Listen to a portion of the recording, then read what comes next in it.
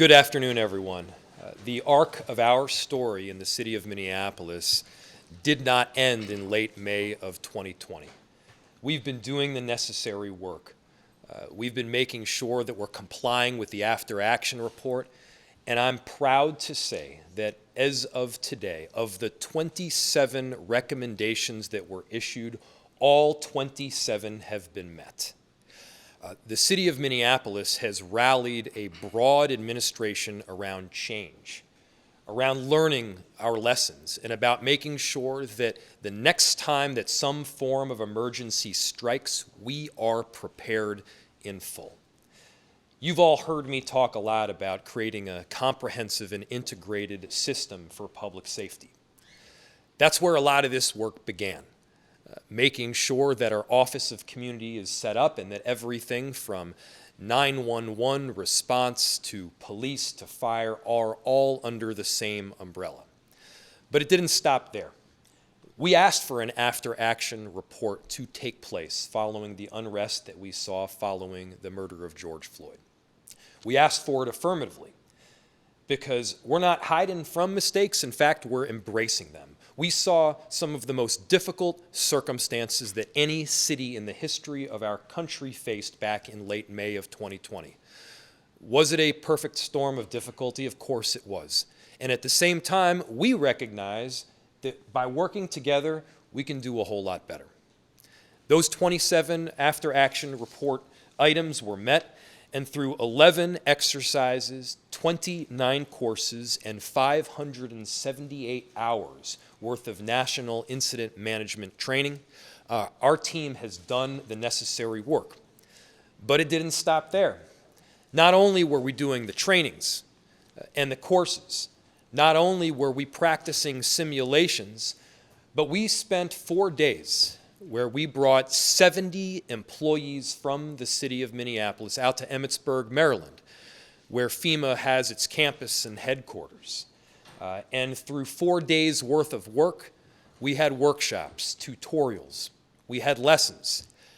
And those lessons culminated with a final day of simulation, where it was a realistic scenario that the city of Minneapolis had to confront. We had to confront using the structure set forth by NIMS, making sure that both internal and external communications were in place, and making sure that systems like the MAC, we're talking to the EOC and we're talking to our ICUC system. These are all acronyms that you may or may not know, but it's acronyms that each and every one of us has reduced to muscle memory. There were a few important pieces that came out of that simulation in those 4 days that those 70 employees spent out in Emmitsburg. The first is perhaps the most important. It's trust and camaraderie. We're a team. We're a team at the city of Minneapolis, and we need to be working as one unit. And when you see people in finance or regulatory services getting along extremely well with people within our police department, when you see firefighters working directly with people over at the convention center, you start to feel the team gel in a way that I don't think it has before. And you start to get the sensation that right now, the city of Minneapolis is more prepared for an emergency than we have ever been at any time in our history. So that's the first item, camaraderie and trust. The second item is when we work together, we can get more things done. And figuring out how we work together as a full enterprise was of critical importance. And I can say you've never mastered it. You continue to work, but we're definitely on the right track. And then finally, the training didn't stop at that final day of the simulation out in Emmitsburg, Maryland. Leaders will change. Deputies will change. Politicians and executives will change. And we want to make sure that as new employees, public servants for the city of Minneapolis come in, that they've got an infrastructure around them that can get them up to speed. So this doesn't end here. It'll continue on for the next term, the next generation of leaders, those that are going to come on board tomorrow or in 10 years from now. They're coming on to a system that will be prepared in our national incident management protocol. So this has been the tough and quiet work that we've been doing over the past few years. Not all of it necessarily gets press coverage, but I can tell you that all of it will prepare us to be prepared. All of it will position us for that moment in time when an emergency strikes, and it could be any range, natural or otherwise, where we want to be responding in full.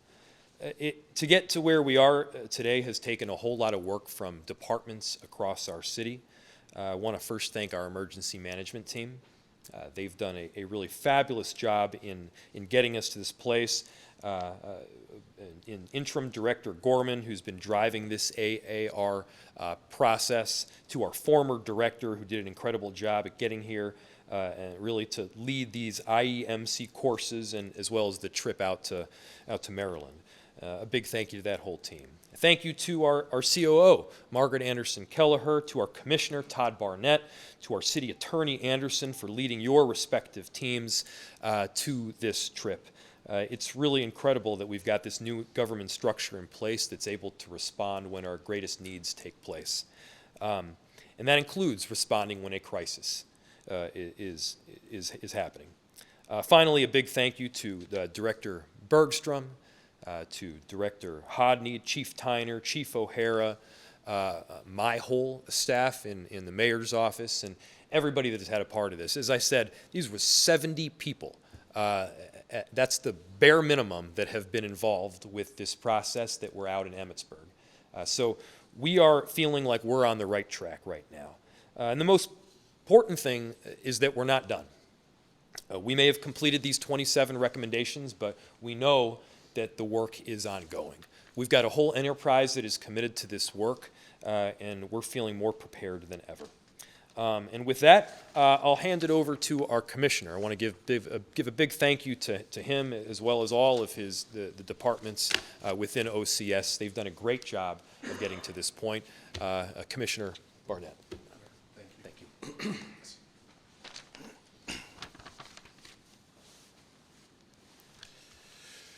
I'm so proud of our city staff and our first responders for their commitment to completing this training and being engaged in the training the whole time.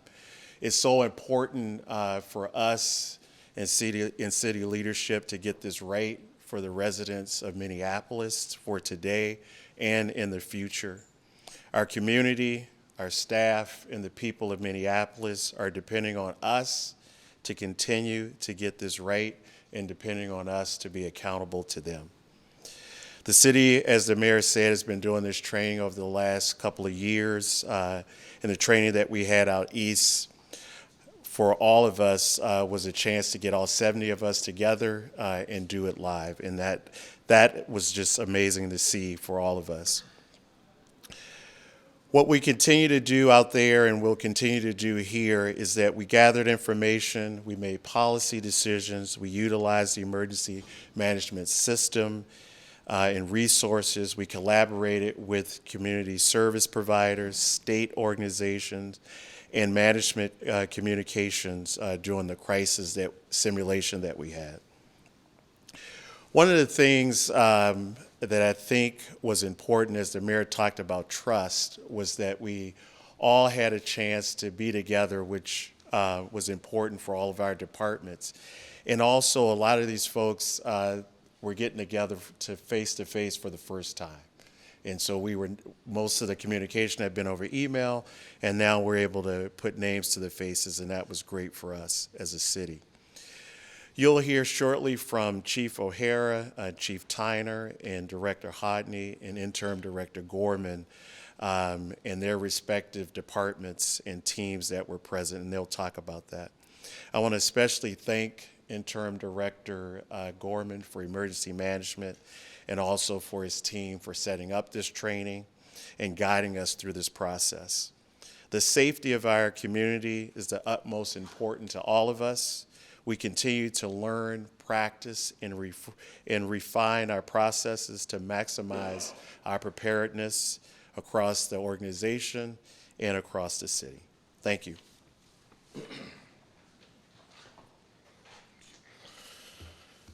Good afternoon. My name is Brian O'Hara. I'm the Minneapolis Police Chief. The safety and security of the people of Minneapolis is our #1 priority. The protection of people's lives, maintaining order, and protecting people's property. It's our duty to make sure that we get all of that right. All sworn personnel in the MPD have undergone incident management training. Sworn personnel in leadership and management-specific roles have gone through specific position training and trained in more than one type of training, whether it's incident command, operations, safety, logistics, etc.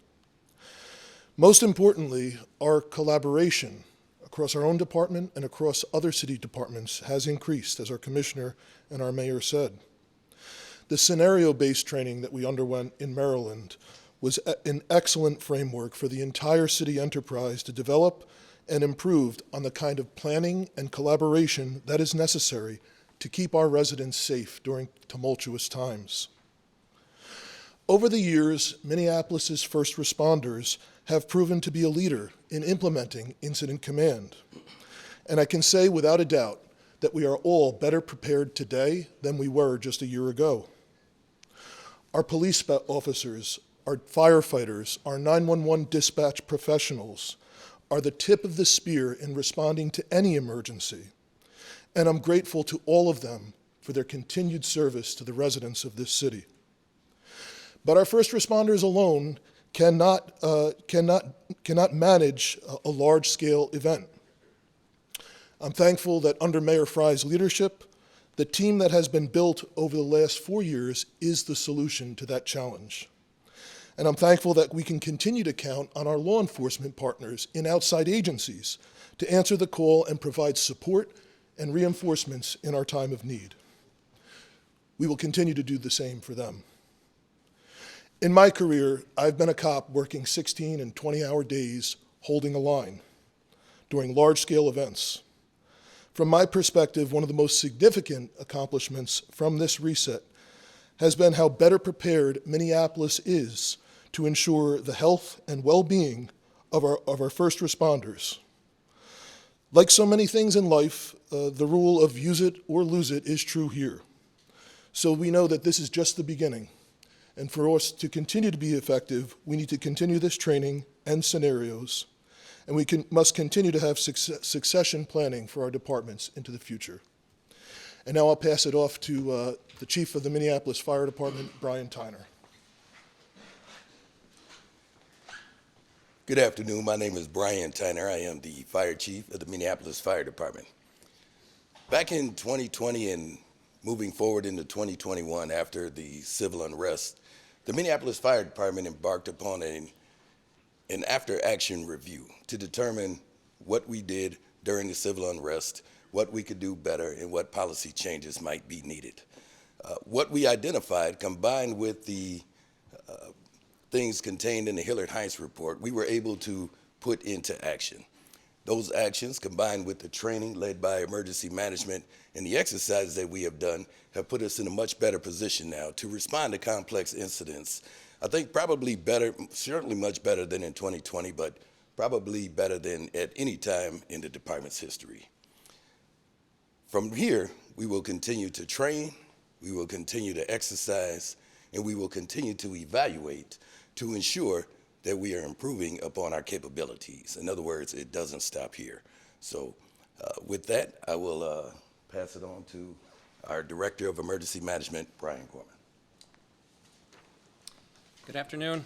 I'm Brian Gorman, Interim Director of Emergency Management.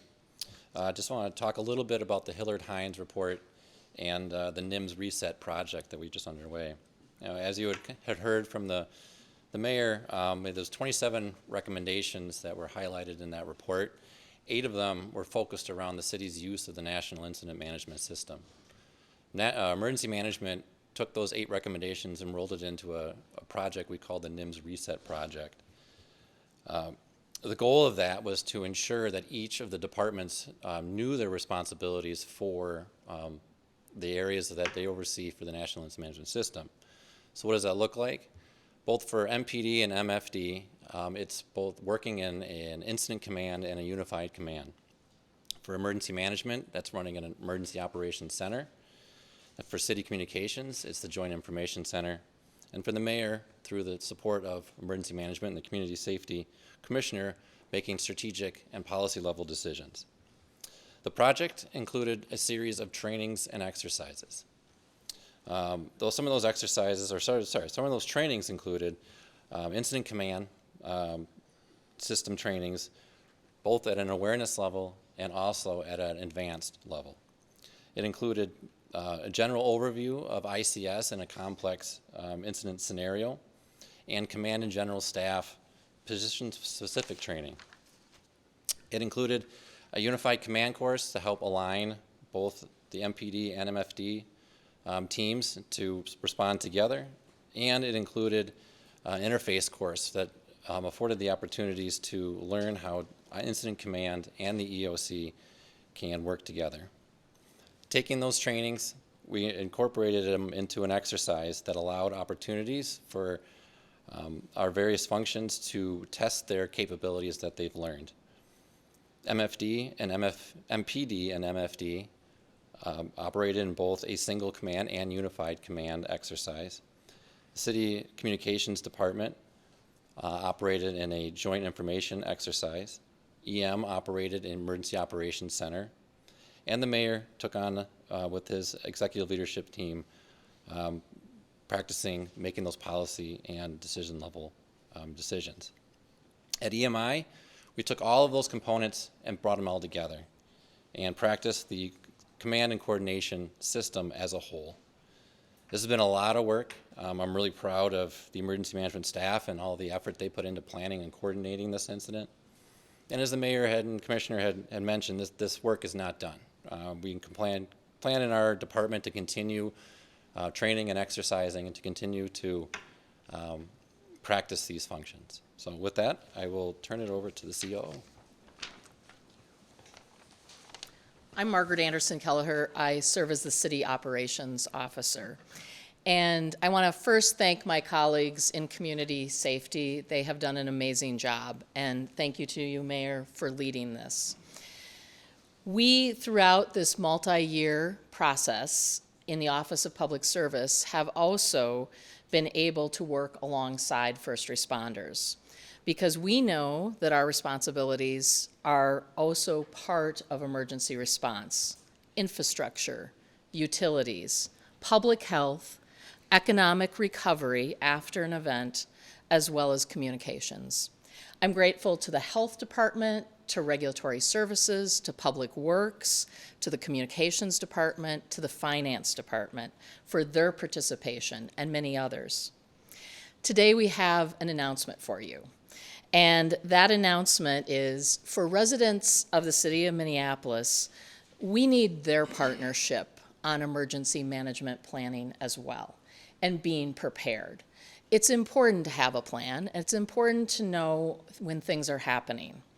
And so we are launching a new alert system as of today. That new alert system, which is powered by the backbone of a company called Rave, will allow Minneapolis residents to sign up and to be able to have a variety of types of information pushed out towards them. So of course, what we're talking about today, a serious emergency event, would be something that we would use this system for. But also snow emergencies, as well as other severe weather, public safety incidents, major infrastructure issues. Of course, Baltimore is on our mind today as we stand here. And other major special events, both happy special events as well as events that are unplanned. And the important part of this is it's a new app-based system, so those who have a smartphone can download the Smart 911 app and be able to load their information into the app. You can also sign up on the web as well, and in your smartphone, you can text to be able to get this information, MPLS alerts, all one word though, MPLS alerts to 77295. Again, 77295. I did this yesterday and got myself signed up. I'm a resident of Minneapolis. My family's lived in the city for 33 years. It's important that we all are able to have this access to information. Again, this is powered by a company called Rave Mobile Solutions. It's replacing our old alert system. The former system people might be familiar with was called SwiftReach, and it reached the end of its life, meaning the whole system was not going to be supported. It was dying off. And so we are now encouraging everyone to subscribe to the new system and get alerts through it. We also encourage people to download that smart app. It is a green app with white writing and a little sort of lock on it. And we'll try to get you out the visual of that. It's important for public safety that we're all prepared for the entire team, meaning our city team, and I am grateful for the experience we had out at the Emergency Management Institute. It was one of the most incredible experiences I've had in public life of working all together across teams to be able to both exercise what we have learned and to build relationships so we can be ready for whatever comes our way. And now I'd like to have 911 Director Joni Hodney come up to speak with you.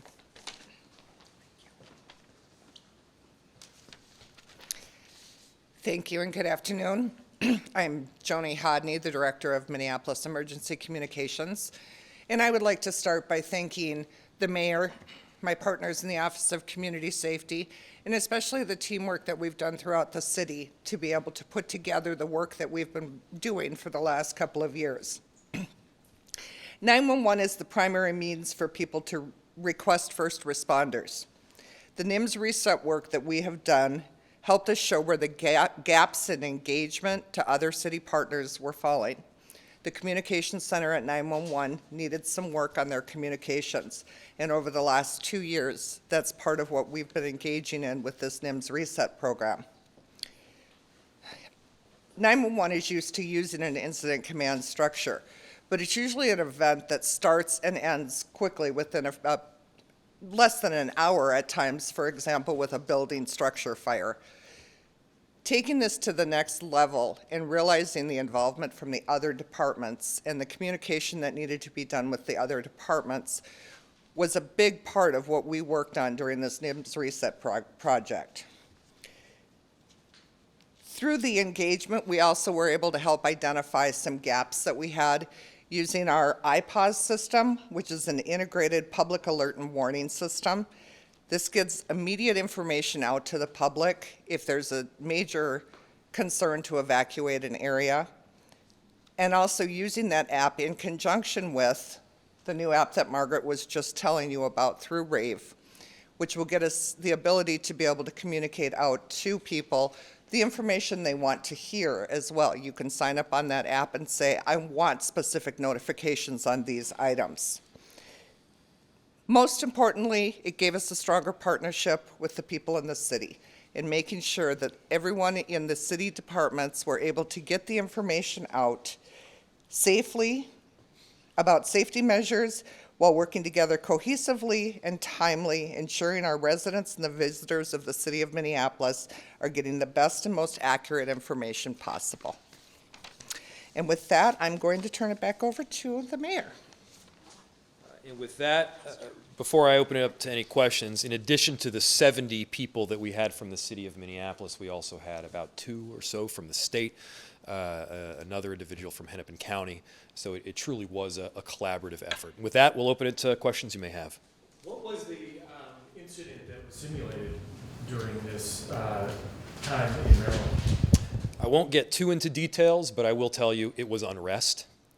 And while it would be very hard to even fictionally create a situation that was as hard as we saw in 2020, it was tough. We were tested.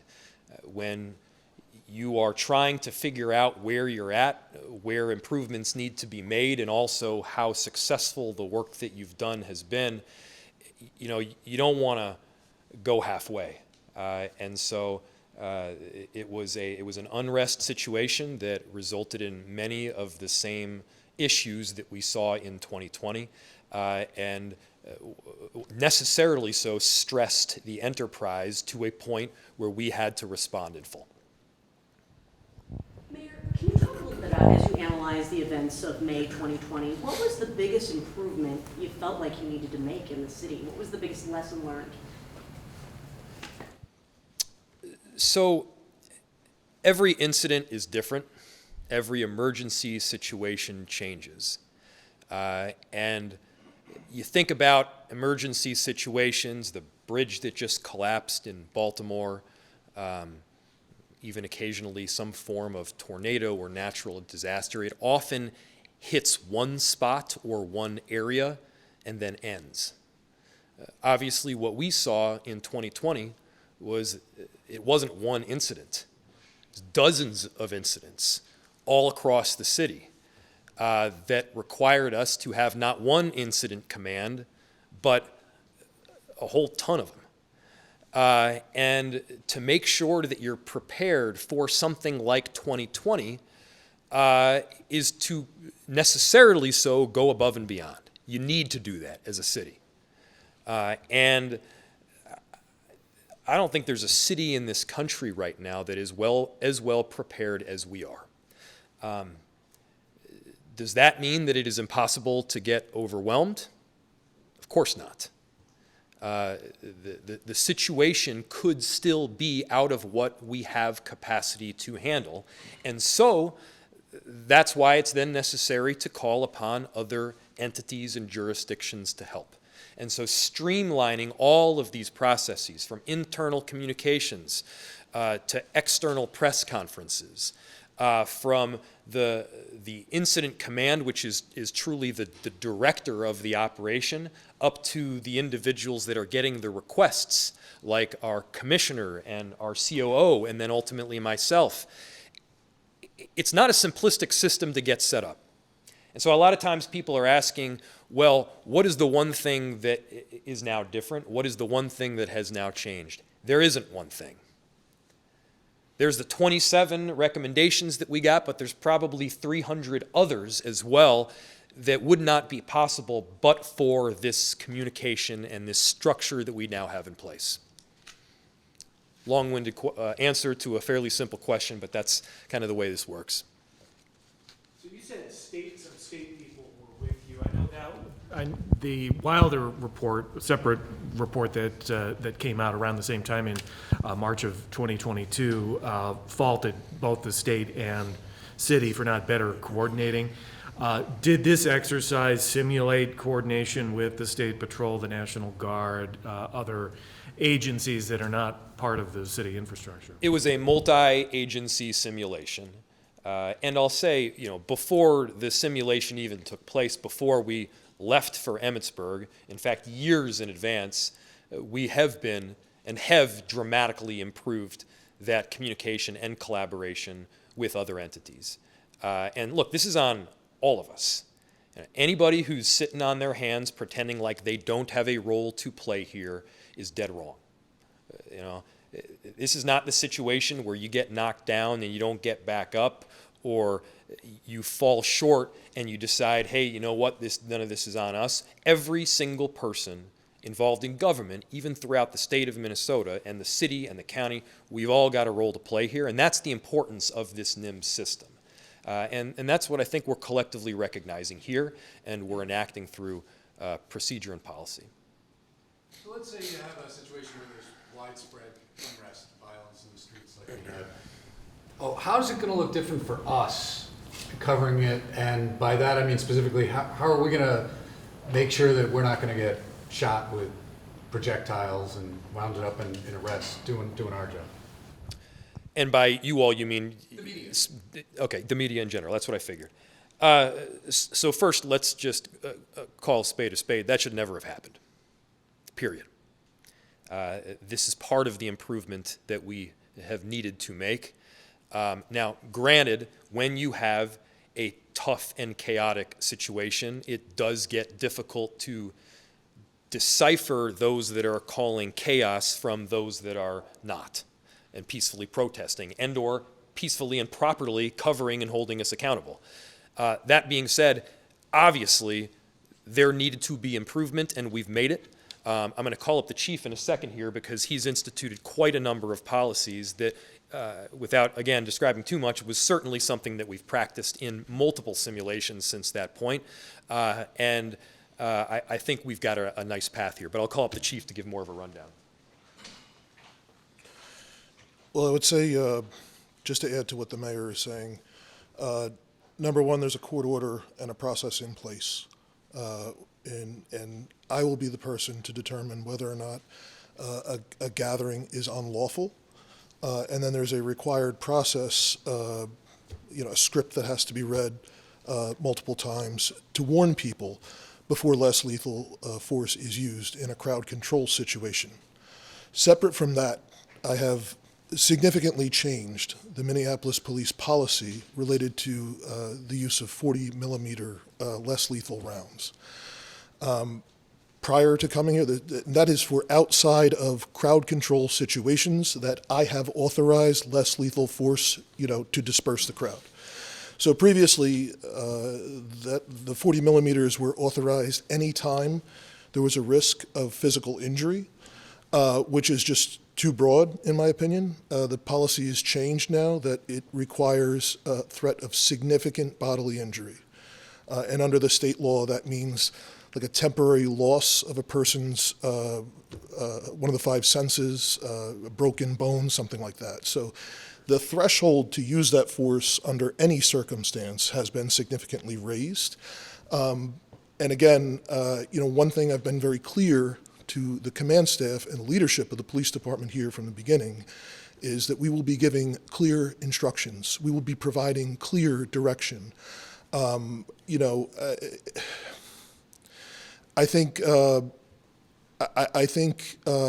in some way,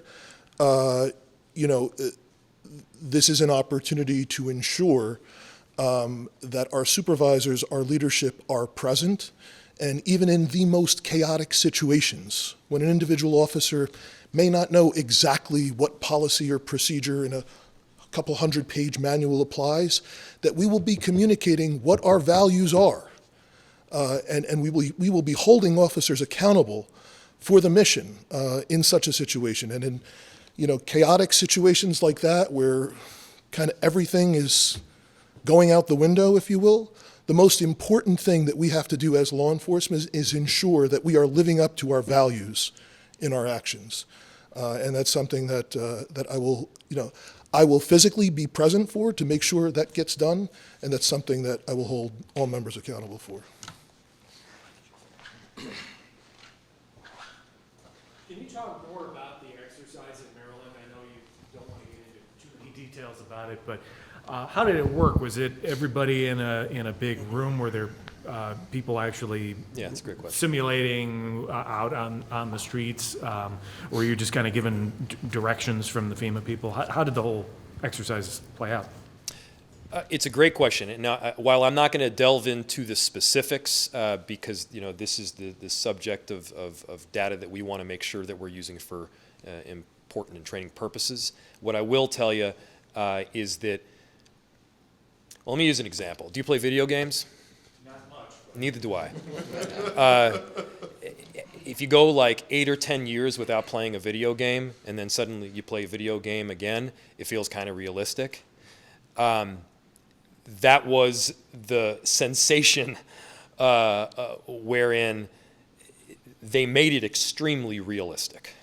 I mean, everything from broadcasts coming across the TV to an actor playing a particular principle to, I gave 2 or 3 live press conferences over the span of just a few hours.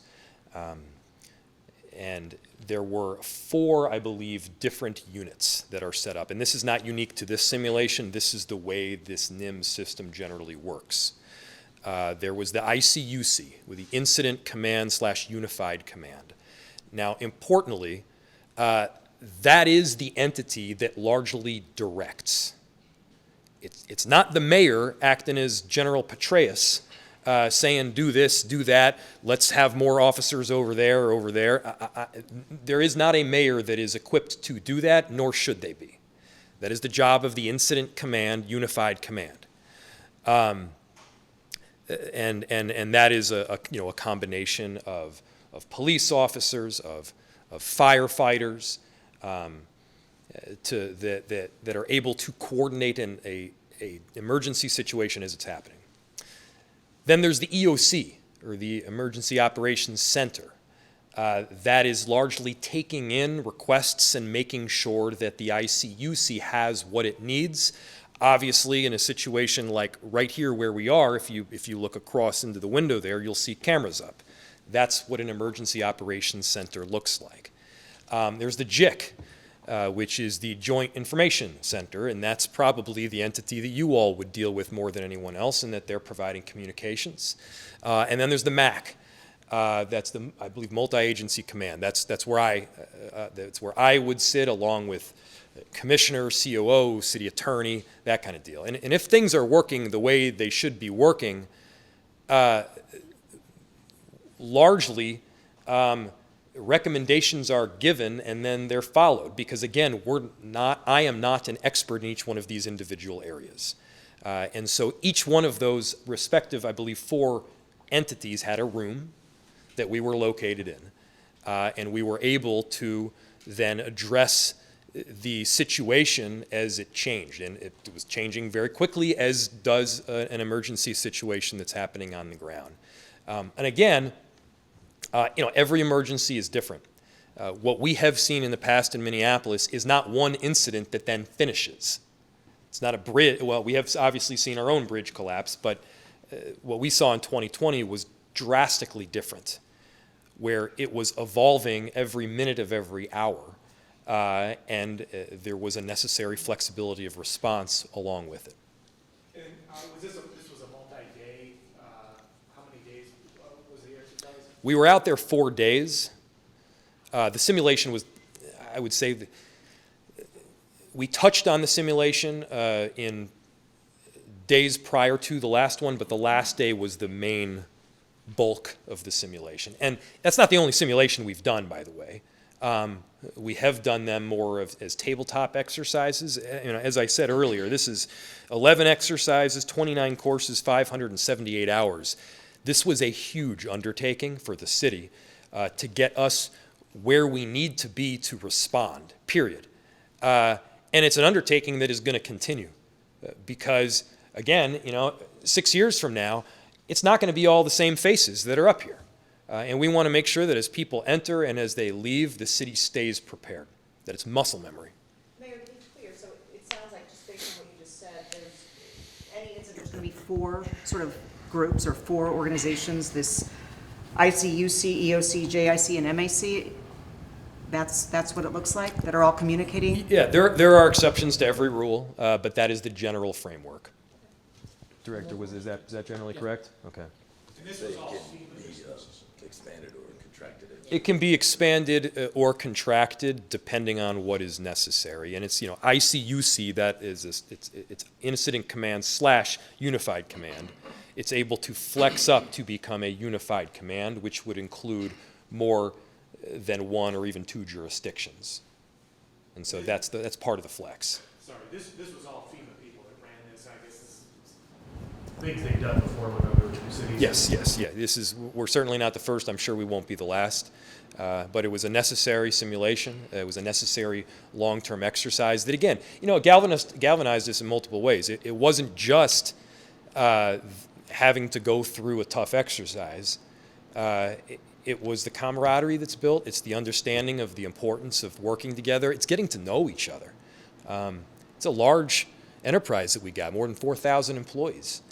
And it's good to see each other beyond the job that they do or the badge or uniform that they wear. Taking a step back, Yeah. the whole checklist is done and everything.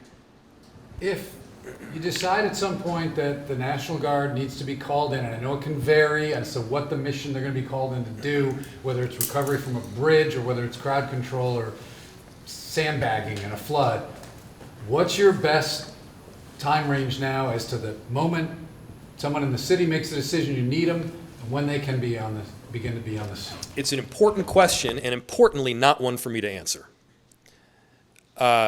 Because I can't tell you the necessary time frame. It will depend on the numbers that are present and are available. It'll also depend on how quickly they're able to get called up. Now, what we can do is make sure that our ducks are in a row. And what I can tell you is that the communication ahead of time with the state has drastically improved, and that's on both ends. And so this is a collective recognition that you know, there needs to be very clear processes in place, and they are. One more question. What was the total cost of this, and who picked up which parts of the tab? FEMA pays for it. I don't know the total cost offhand. Does anybody? We can get that for you, though. So did they actually like pay your guys' salaries while you were there in the 4 days? Or? They paid the travel, the lodging, the food, that kind of thing. Yeah, there's still Minneapolis employees, and this was time well spent from that perspective. Thank you. Great. Thanks, everybody.